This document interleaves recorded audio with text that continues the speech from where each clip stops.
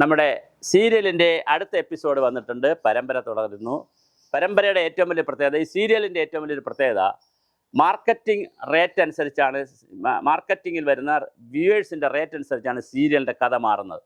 അതുകൊണ്ട് സീരിയലിൻ്റെ നിർമ്മാതാക്കളും സംവിധായകരും പറയാറുണ്ട്, ഈ കഥ എഴുതുന്ന ആളിനെ അവർ പിടിച്ചു വച്ചേക്കും. സംവിധായകനേക്കാൾ കൂടുതൽ അവർക്ക് ഡിമാൻഡ് കഥ എഴുതുന്ന ആളാണ്. അപ്പോൾ ഓരോ ദിവസവും അല്ലെങ്കിൽ 2 ദിവസം കൂടുമ്പോൾ ഏത് കഥാപാത്രത്തിനാണ്, ഇപ്പോൾ ദീപ്തി IPS അല്ലെങ്കിൽ നമ്മുടെ വിവേക് ഗോപനൊക്കെ അഭിനയിച്ചല്ലോ, അരുവിക്കര മത്സരം, വിവേക് ഗോപൻ, അങ്ങനെ ഒരുപാട് പേര് അഭിനയിക്കുന്നുണ്ട്. അപ്പോൾ അഭിനയിക്കുമ്പോൾ ഏത് കഥാപാത്രത്തിനാണ്, സ്ത്രീ കഥാപാത്രത്തിനാണോ, അമ്മായി അമ്മയ്ക്കാണോ, അല്ലെങ്കിൽ മരുമോൾക്കാണോ, അല്ലെങ്കിൽ മരുമോനാണോ, പോലീസ് ഓഫീസർക്കാണോ, ജഡ്ജിക്കാണോ, ആർക്കാണ് കൂടുതൽ റേറ്റ് ഓരോ ദിവസം കിട്ടുന്നതനുസരിച്ച് ആ കഥ അനുസരിച്ച് അങ്ങനെ ട്വിസ്റ്റ് ചെയ്യും.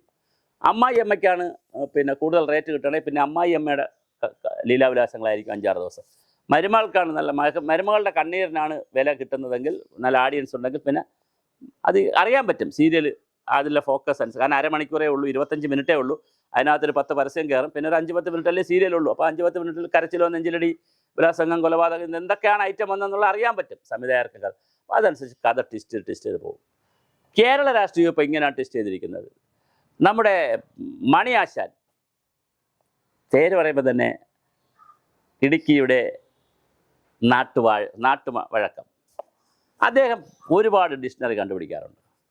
ഇന്ന് അദ്ദേഹം പ്രയോഗിച്ചിരിക്കുന്ന ഒരു പ്രയോഗം, UDF വിളിച്ചിരിക്കുന്ന ഒരു വാക്ക് പട്ടികളെ എന്നാണ്. പട്ടികൾ ഒരുപാട് സ്വപ്നം കാണാറുണ്ട്, അതുപോലെ UDF സ്വപ്നം കാണുകയാണ്. മണിയാശാൻ്റെ വീട്ടിലെ എത്ര പട്ടിയുണ്ടോ ആ പട്ടികൾ വല്ല സ്വപ്നം കാണാറുണ്ടോ മണിയാശാൻ ഇത് സ്ഥാനാർത്ഥിത്വം പോയപ്പോൾ സ്ഥലജല ഭ്രമം ബാധിച്ചിരിക്കുകയാണ്. MLA ആയിട്ട് ആയുഷ്കാലം മത്സരിക്കണമെന്ന് ആവശ്യമുണ്ടോടോ, ഒലക്കയുടെ മൂട്. പിന്നെ അടുത്ത് വീണ്ടും പറഞ്ഞിട്ടുണ്ട്, നല്ല തന്തയ്ക്ക് ജനിക്കണമെന്ന്. അത് സുധാകരനുള്ള പണിയാണ്. ഏത് സുധാകരന്. ഈ സുധാകരൻ കേരളത്തിൽ എവിടെ കിടക്കുന്നു? അദ്ദേഹം ഏത് പാർട്ടിയിലോ പോട്ടെ, അല്ലെങ്കിൽ അദ്ദേഹം ചത്തുപോട്ടെ, അല്ലെങ്കിൽ അദ്ദേഹം എന്തോ സംഭവിക്കട്ടെ, സുധാകരൻ എവിടെ കിടക്കുന്നു? MM മണി എവിടെ കിടക്കുന്നു? MM മണിയാശാൻ വീണ്ടും തന്തയ്ക്ക് വിളിച്ച്, തള്ളയ്ക്ക് വിളിച്ച്, പട്ടിക്ക് വിളിച്ച്, സ്വപ്നം കാണുന്ന പട്ടികൾ സ്വപ്നം കാണുമ്പോൾ UDF വിളിച്ച്, സകലവരെയും വിളിച്ച്, രാജേന്ദ്രനെ വിളിച്ച് വലിയ നാട്ടുവാക്കിൻ്റെ മെയ്വഴക്കവുമായി വന്നിട്ടുണ്ട്. അത് ചെറ്റത്തരവും പരമചെറ്റ, എന്തെല്ലാം മലയാളത്തിൽ വാക്കുകളുണ്ടോ, ശകാര നിഘണ്ടുവിൽ എന്തെല്ലാം ഉണ്ടോ ആ എല്ലാ വാക്കുകളുമായി മണിയാശാൻ രംഗപ്രവേശം ചെയ്തിട്ടുണ്ട്. ഇപ്പം അതേ തെരഞ്ഞെടുപ്പിനൂടെ മത്സരിക്കാത്തതുകൊണ്ട് ചാനലുകളുടെ ചാകരയാണ്. പുള്ളിക്കൊരു കട്ടൻ കാപ്പിയൊക്കെ വാങ്ങിച്ചു കൊടുത്ത്, പുള്ളി ഏതെങ്കിലും ചായക്കടയിലൊക്കെ ഇരുത്തി പുള്ളിക്ക് ഒന്ന് മൂട് ആക്കി കൊടുത്താൽ പുള്ളി അടിച്ച് കസറും. ആരെയും തന്തയ്ക്ക് വിളിക്കും, ആരെയും തള്ളയ്ക്ക് വിളിക്കും. അപ്പം ആരും സ്വപ്നം കാണുന്നത് പട്ടികളാന്ന് പറയും. UDF വിളിക്കും, VD സതീശനെ വിളിക്കും, സുധാകരനെ വിളിക്കും, ആരോ വേണോ വിളിച്ചു തരും. മൊത്തമായും ചില്ലറയായും തന്തയ്ക്കും തള്ളയ്ക്കും വിളിച്ചു കൊടുക്കപ്പെടും MM മണിയാശാൻ. അപ്പോൾ ഇനിയിപ്പോൾ എനിക്ക് തോന്നുന്നു പാർട്ടിക്കകത്ത് ഒരുപാട് ഫ്രാക്ഷനുകളുണ്ട്. അതുപോലൊരു ഫ്രാക്ഷൻ കൊണ്ടുവരുന്നത് നല്ലതാണ്.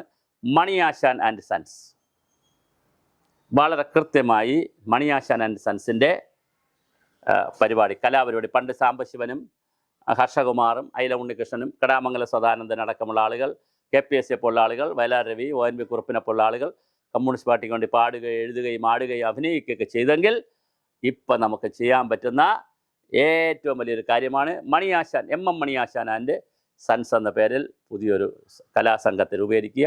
കംപ്ലീറ്റ് തെറിയായിരിക്കണം പറയണം, ഒരു വാക്ക് പോലും തെറിയില്ലാതെ പറയരുത്. ഞാനൊരു 10-20 വാക്ക് വേണമെങ്കിൽ, എനിക്ക് ഡിക്ഷണറി ഇറങ്ങിയിട്ടുണ്ട് ഇന്നലെ, അതിൽ കണ്ട ഒരു 10-20 വാക്കുകൾ വേണമെങ്കിൽ ഞാൻ പറഞ്ഞു. എനിക്ക് അത്രേ ഓർമ്മയിലുള്ളൂ, ബാക്കി ഡിക്ഷണറി നോക്കാൻ ഞാൻ അയച്ചു തരാം മണിയാശാന് വേണമെങ്കിൽ.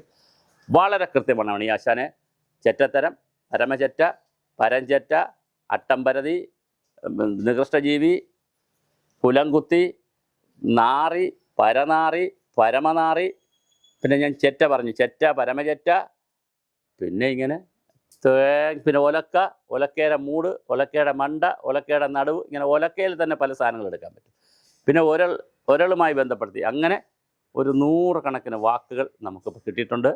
മണിയാശാൻ വിചാരിച്ചാൽ ഇത് വളരെ കൃത്യമായി ഇതിനെ ഒന്ന് വിപുലീകരിക്കാൻ പറ്റും. ഇത് വിപുലീകരിച്ചുകൊണ്ട് ഒരു വായ്വഴക്കം എന്ന് പറഞ്ഞൊരു സാധനം മണിയാശാൻ ഇറങ്ങണം. വായ്മൊഴി ഉണ്ടായിരുന്നു, വായ്മൊഴി, വരമൊഴി എന്നൊക്കെ നമ്മൾ കേട്ടിട്ടുണ്ട്. ഇപ്പോൾ വായ്വഴക്കം എന്ന് പറഞ്ഞൊരു പുതിയ സാധനം ഇറങ്ങേണ്ടതാണ്. ആ വായ്വഴക്കത്തിൻ്റെ മുത്തുകൾ, വായ്വഴക്ക മുത്തുകൾ എന്ന് പറഞ്ഞ് മണിയാശാന് വേണമെങ്കിൽ ഒരു സാധനം രജിസ്റ്റർ ചെയ്ത് ഇറക്കാൻ പറ്റും. അത് വരട്ടെ. നമ്മുടെ പുതിയ കുട്ടികൾ ജെൻസി കുട്ടികളൊക്കെ ഈ വാക്കുകളൊക്കെ പഠിക്കട്ടെ. ഇനിയിപ്പോൾ സ്കൂളുകളിലൊക്കെ സിലബസിൽ ഇതൊക്കെയാണ് പഠിപ്പിക്കേണ്ടത്. മറ്റല്ലാതെ ജീവശാസ്ത്രം, ബയോളജി, ബോട്ടണി, സുവോളജി ഇതൊക്കെ അതിൻ്റെ കാലം കഴിഞ്ഞു. ഇതാണ് പഠിക്കേണ്ട പിള്ളേർ. കൊലം കുത്തി, അമ്മയെ കൊല്ലി, അച്ഛനെ തല്ലി, ഇങ്ങനത്തെ കാര്യങ്ങളാണ് നമ്മളെ പിള്ളേർ പഠിക്കേണ്ടത്. അപ്പോൾ നല്ല മനോഹരമായിട്ടുള്ള നൂറുകണക്കിന് വാക്കുകളുമായി മണിയാശാൻ ആൻഡ് സൺസ് കേരളമാകെ സഞ്ചരിക്കണം. ഇപ്പം തെരഞ്ഞെടുപ്പ് ആയതുകൊണ്ട് ഇടുക്കിയിൽ മാത്രം മതി. തെരഞ്ഞെടുപ്പ് കഴിഞ്ഞാൽ നമുക്ക് കേരളത്തിലെല്ലായിടത്തും പോയിട്ട് ആശാന് ഭയങ്കര സ്കോപ്പാണ്. ചാനലുകളിൽ ഒരുപാട് ചാനലുകളുണ്ട്. അതിൽ ഏതെങ്കിലും ചാനലിൽ ഈ ഭജൻ സംഘമൊക്കെ വരുന്ന പോലെ സ്ഥിരമായി പരിപാടി കിട്ടാനും സാധ്യതയുണ്ട്. അതുകൊണ്ട് ആശാനെ ആരെ വേണമെങ്കിലും തെറി വിളിച്ചോളൂ. കഴുത, മാങ്ങാത്തൊലി, പട്ടി കാണുന്ന സ്വപ്നം, തന്ത, തള്ള തുടങ്ങി എന്ത് വേണോ വിളിക്കാം, ഒരു കുഴപ്പമില്ല. പല തന്തയ്ക്ക് ജനിച്ചവൻ വിളിക്കുന്നുണ്ടല്ലേ, രസമല്ലേ? പല തന്തയ്ക്ക് അതെങ്ങനെയാണ് ജനിക്കുന്നത് എനിക്കറിയത്തില്ല. മണിയാശാൻ മാത്രം അറിയാമെന്നുള്ള. നമ്മൾ ഒരു തന്തയ്ക്ക് ജനിച്ചവൻ പറയാറുണ്ട്, വല്ല തന്തയ്ക്കും ജനിച്ചവൻ എന്നൊക്കെ പറയാറുണ്ട് ആളുകളെ. അതും അങ്ങനെയൊന്നും പറയില്ല, ഞാനങ്ങനെയൊന്നും പറയുന്നില്ല. പക്ഷെ അങ്ങനെയൊക്കെ പറയാറുണ്ട് മണിയാശാന്മാർ. പക്ഷേ ഇത് പല തന്തയ്ക്ക് ജനിച്ചവനാണെന്നൊക്കെ പറയുന്നത് അതെങ്ങനെയാണെന്ന് മണിയാശാനെ അറിയാവൂ. അത് എനിക്കറിയത്തില്ല. അപ്പോൾ അത് എന്തായാലും വളരെ മനോഹരമായിട്ടുള്ള പദാവലികളുമായി മണിയാശാൻ വീണ്ടും രംഗത്തുണ്ട്. ആടിക്കട തബല